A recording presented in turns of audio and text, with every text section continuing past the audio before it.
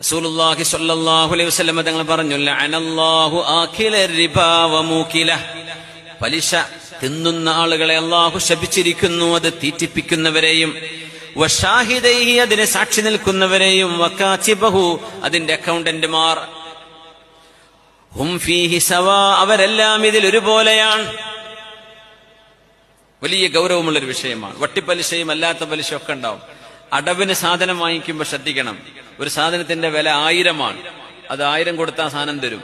അടവാണെങ്കിൽ അത് അടക്കുമ്പോൾ 1200 ആകുന്നുണ്ട്, എന്നാൽ അത് പലിശയാണ്. ഏറെ കൊടുക്കുന്നത് പലിശയാണ്.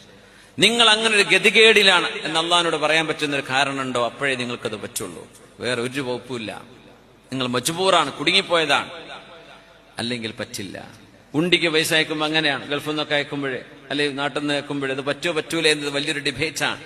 ഒരു ഗവൺമെന്റിനെയും പറ്റിക്കാൻ പാടില്ല എന്ന, ഒരു ഗവൺമെന്റിന്റെയും നിയമത്തെ മറികടക്കാനും പാടില്ല. പക്ഷെ അതിലൊക്കെ ചിലപ്പോൾ ചില ആളുകൾ എന്ത് ചെയ്യും, 1,00,000 നാട്ടിൽ ഞാൻ കൊടുത്തേക്കാം, പക്ഷെ അടവായി തന്നാൽ മതി, തിരിച്ചു വരുമ്പോൾ 1,10,000 ആവും, 1,20,000 ആവും.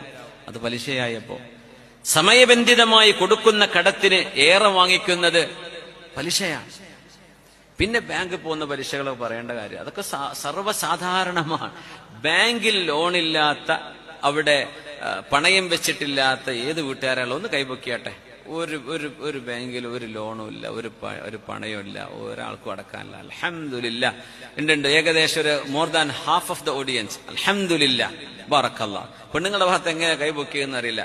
ഭർത്താവ് അറിയാതെ ഓല് കൊണ്ടേ വെച്ചിട്ടുണ്ടാവും.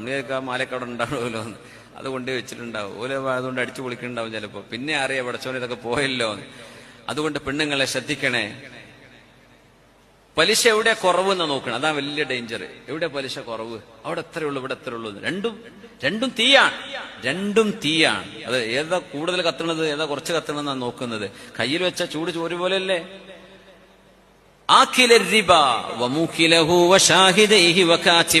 അതുകൊണ്ട് ജോലിയുമായി ബന്ധപ്പെട്ട് നമ്മൾ ജോലി അന്വേഷിക്കുമ്പോൾ നമ്മളത് ഉണർത്തുന്ന വിഷയമാണ്. എന്നാലും ഒന്നുകൂടെ പറയാണ്, പലിശ ബാങ്കുകളുടെ ജോലികൾ, അത് കോപ്പറേറ്റീവ് സൊസൈറ്റി ആണെങ്കിലും പലിശ തന്നെയാണ്.